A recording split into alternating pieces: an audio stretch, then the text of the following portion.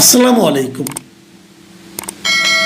প্রিয় দর্শক, আমার কেন যেন মনে হচ্ছে যে বাংলাদেশের রাজনীতিতে বিএনপি সম্ভবত এই মুহূর্তে খুব প্রচলিত একটা একটা আপনার বাগধারা আছে না, মাইনকা চিপা, সেই মাইনকা চিপায় পড়ে গেছে।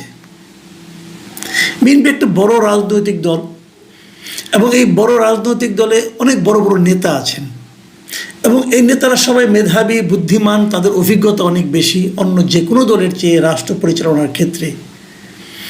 সেরকম একটা দল এরকম বেকায়দায় পড়বে এটা হয়তো অনেকে ভাবতেও পারেননি। কেন পড়েছে সেটা আমার একটা বিশ্লেষণ আমি আগেও করেছি, আজকে আবারও বলবো। বেশি ছাড় দেওয়ার মানসিকতার জন্য তারা এই মাইনকে চিপায় পড়ে গেছে। আপনি কতটুকু ছাড় দিবেন, কতটুকু ছাড় দিতে পারবেন, এটা আপনাকে মাথায় রাখতে হবে। এবং তারও চেয়ে বড় কথা, আপনার প্রত্যেকটা কাজ আপনার নেতা, কর্মী, সমর্থক এবং ভোটার যারা আছে সবার কাছে ট্রান্সপারেন্ট হতে হবে। এই যে ট্রান্সপারেন্ট না থাকা, তার ফল এখন বিএনপি দিচ্ছে। ব্যাপারটা আপনাকে একটু ক্লিয়ার করি কি হচ্ছে। এখন দেশে একটা আওয়াজ তোলা হচ্ছে। সেই আওয়াজটা হলো এই যে বহুল চর্চিত, বহুল আলোচিত জুলাই সনদ, মানে সংস্কার প্রক্রিয়া। বিএনপি নাকি এই সংস্কার প্রক্রিয়া চায় না, বিএনপি নাকি সংস্কার চায় না। এখন এই কথাটা বলা হচ্ছে কেন? বলা হচ্ছে এই কারণে যে মঙ্গলবার দিন জাতীয় ঐকমত্য কমিশন যেটা গঠিত হয়েছিল, যেটা নিয়ে আমি বহু সমালোচনা করেছি। আমি বলেছি এটা যোগ্য লোকের হাতে পড়েনি, এবং পরে যে নি মানে যোগ্য লোক তো দূরের কথা, এখন আমার কাছে মনে হচ্ছে যে দুষ্ট লোকের হাতে পড়েছিল। সেটা সর্বশেষ প্রমাণ হয়েছে গত মঙ্গলবার দিন, যেদিন তারা সেটা কিভাবে বাস্তবায়ন করা হবে তার সুপারিশ এই দিন তারা প্রধান উপদেষ্টার কাছে জমা দিয়েছে। এই সুপারিশটা দেখার পরই বিএনপি কিন্তু বলেছে যে তারা এটাকে মেনে নিতে পারছে না, এবং তারা এটাও বলেছে যে এটার মাধ্যমে জাতির সঙ্গে আসলে এক ধরনের প্রতারণা করা হয়েছে। দেখুন, আমি আপনাদেরকে ছোটো করে বলি জিনিসটা। জুলাই জাতীয় সনদকে আসলে দুই ভাগে ভাগ করা যায়। একটা ভাগ হলো যে জুলাই সনদটা প্রণয়ন, মানে জুলাই সনদের মধ্যে কি থাকবে। সনদ মানে কি, যে আগামীতে রাষ্ট্র কিভাবে চলবে, সংবিধানের কি চেহারা হবে, আমাদের সরকার কিভাবে চলবে, এইগুলো নিয়ে কিছু প্রস্তাবনা, সিদ্ধান্ত, এগুলো। এটা হলো জুলাই সনদ, যেটা নাকি কিছুদিন আগে জাতীয় সংসদের সামনে সবাই মিলে স্বাক্ষর করেছে। সেই স্বাক্ষর কিন্তু বিএনপিও করেছে। আচ্ছা, এখন দ্বিতীয় পর্বে ছিল যে এই যে সনদটা, এটা বাস্তবায়নের সুপারিশ, মানে এটা কীভাবে বাস্তবায়ন করা যাবে তার সুপারিশ। এবং সেই সুপারিশটা, দ্বিতীয় পর্বের এই কাজটা গত মঙ্গলবার দিন জমা দেওয়া হয়েছে। এবং এটা দেখার পরে বিএনপি তারা খুব দুঃখিত হয়েছে, উত্তেজিত হয়েছে, এবং তাদের মতামত প্রকাশ করেছে যে তাদের সঙ্গে প্রতারণা করা হয়েছে, জাতির সঙ্গে প্রতারণা করা হয়েছে। আসলে বিএনপি কেন বললো এই কথাটা সেটাও বলি, তাহলে আপনার ব্যাপারটা ক্লিয়ার হবে আরও। বিষয়টা হলো, অনেকগুলি প্রস্তাব ছিল, 84টার মতো প্রস্তাব ছিল। কিছু কিছু প্রস্তাব হয়তো রাষ্ট্রপতি এখনই অধ্যাদেশের মাধ্যমে করতে পারেন, আর কিছু কিছু প্রস্তাব যেটাকে সংবিধান পরিবর্তন করতে হবে। এবং সংবিধান যদি আপনি চেঞ্জ করতে চান তাহলে জাতীয় সংসদ লাগবে, তাহলে আপনি কীভাবে করবেন? তো এদের প্রস্তাব হলো আমরা সেগুলো প্রস্তাব আকারে দেব, তারপরে সেটা জাতীয় সংসদ যখন হবে তারা এটা হুবহু বাস্তবায়ন করে দেবে। এই হলো জুলাই সনদ প্রণয়নকারীদের এবং এটা সুপারিশ আলিডিয়াসদের, জাতীয় ঐক্যমত্য কমিশন, তাদের প্রস্তাব। মানে তারা ঠিক করে দেবে দেশ কীভাবে চলবে এবং সেভাবে এটাকে পাশ করতে হবে। ঠিক আছে, এটা হোক। প্রশ্নটা হলো যে এটা যে আপনারা করবেন সেটা আপনি একটা গণভোটে দেবেন আগে। তার আগে একটা গণভোট দিতে চেয়েছে। গণভোট নিয়ে অনেক আলোচনা হয়েছে। বিএনপি বলেছে গণভোট নির্বাচনের দিন হওয়া উচিত, এবং অন্য অন্য পার্টি, বিশেষ করে আপনার জামাতে ইসলামী, ইসলামী আন্দোলন, তারা বলছেন এটাকে আগে করতে হবে, ডিসেম্বরের মধ্যে করতে হবে। গণভোট করে তারপর তার আলোকে জাতীয় সংসদ নির্বাচন হবে। জাতীয় সংসদ নির্বাচনের আগে এই যে গণভোট হওয়াটা, এটা কেন, সেটা অন্য একটা রাজনৈতিক মতলব আছে, সেটা আমি আরেকদিন বলবো আপনাদেরকে। আজকে আমি এই পয়েন্টে থাকি। তো এখন গণভোট যখন আপনি দিবেন তখন আপনি ওখানে কী লিখবেন, আপনি জনগণের সামনে কী উপস্থাপন করবেন। এই যে সুপারিশটা, যেটা বাস্তবায়নের যে সুপারিশপত্র যেটা জমা দেওয়া হয়েছে গত মঙ্গলবারে, এখানে বিএনপির বক্তব্যটা আপত্তিটা হলো কোথায় সেটা বলি। বিএনপির আপত্তিটা হলো যখন সনদটা প্রণীত হয় সবাই মিলে একটা একটা করে প্রস্তাব আনে, সেটা পক্ষে বলে কেউ বিপক্ষে বলে, কেউ কেউ বলে যে না এটার ব্যাপারে আমার নোট অফ ডিসেন্ট আছে, মানে আমার আপত্তি আছে, আমি অনেকটা মানি আবার অনেকটা মানি না, আপত্তি আছে, তখন তারা সেটা নোট অফ ডিসেন্ট সহই রেখে দিয়েছে। ওকে ঠিক আছে, এটা এভাবে থাকলো, সংসদে যে এটা সমাধান হবে। কিন্তু যখন তারা সুপারিশ হিসেবে আনতেছে তখন সেখানে নোট অফ ডিসেন্টের ব্যাপারটা আর তারা উল্লেখই করে নাই। প্রবলেমটা হলো এখানে। বিএনপি বললো যে আমি বলেছিলাম, যেমন আমি এক্সাম্পল দিয়ে বলি, যেমন উচ্চ কক্ষ একটা হবে, উচ্চ কক্ষে যারা সদস্য হবেন তারা কি পিআর পদ্ধতির মাধ্যমে হবে প্রাপ্ত ভোটের উপর, নাকি সংসদ সদস্য যতগুলো নির্বাচন হয়েছে তার আনুপাতিক হবে? বিএনপি বলেছিল এটা পিআর পদ্ধতি আমরা চাই না।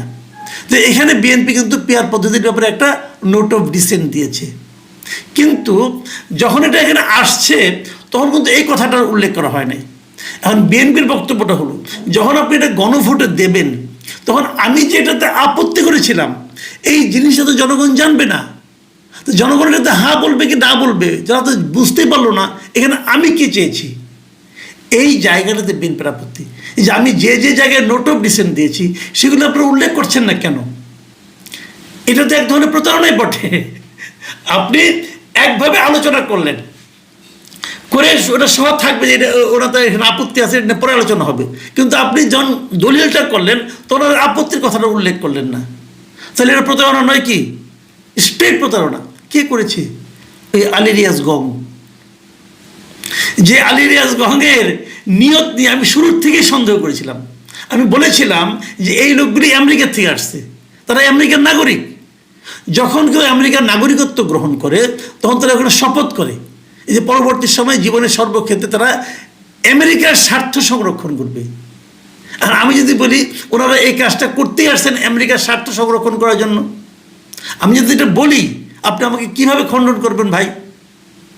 তাদের মূল লক্ষ্যটাই ছিল এটা আওলা বাজানো, এবং সেই আওলাটা অলরেডি বেঁধে গেছে। এখন বিএনপি কীভাবে মাইনকে চিপে পড়লো সেটা বলছি। এখন জামাত কি করতেছে দেখেন, জামাতের বক্তব্যগুলি কিন্তু আমার কাছে খুব ইন্টেনশনালি মনে হচ্ছে যে একটা প্রভোকেটিং বক্তব্য, তারা একটা খোঁচা মারতেছে। তারা বলতেছে জিনিসটা যে বিএনপি নাকি হঠাৎ, যেমন জামাতের যে নায়েবে আমির, মানে নায়েবে আমির মানে এটা তো অনেকে জানে, নায়েবে আমির মানে ওদের ভাইস প্রেসিডেন্ট আর কি, হ্যাঁ, মিস্টার আবদুল্লাহ মোহাম্মদ তাহের, তিনি কি বলেছেন যে ঐকমত্য কমিশনের মাধ্যমে একমত হয়ে আমরা সবাই জুলাই সনদে স্বাক্ষর করেছি, সব কিছু পর্যালোচনা শেষে সবাই একমত হয়েছি একটি সাংবিধানিক আদেশের মাধ্যমে জুলাই সনদকে গ্রহণ করা হবে এবং এটার উপর একটা গণভোট হবে। বুঝলেন? তা বলতেছে কিন্তু হঠাৎ করেই বিএনপি পাল্টে নিয়েছে। তারা এতদিন ধরে জাতীয় ঐকমত্য কমিশনের থেকে জুলাই সনদে স্বাক্ষরের পর এখন বলছে আমরা এটাকে মানি না। আসলে কি বিএনপি তাই বলছে? তা তো বলেনি। বিএনপি বলছে আমরা যেভাবে স্বাক্ষর করেছি সেভাবে তো সুপারিশটা আসতেছে না। এখন যে আপনি সুপারিশের দলিলটা নিয়ে আসছেন এটা তো ওটার সঙ্গে মিলে না। এখানে দেখেন বিএনপি কি বলেছে এটা বলার একটা চান্স পাচ্ছে না।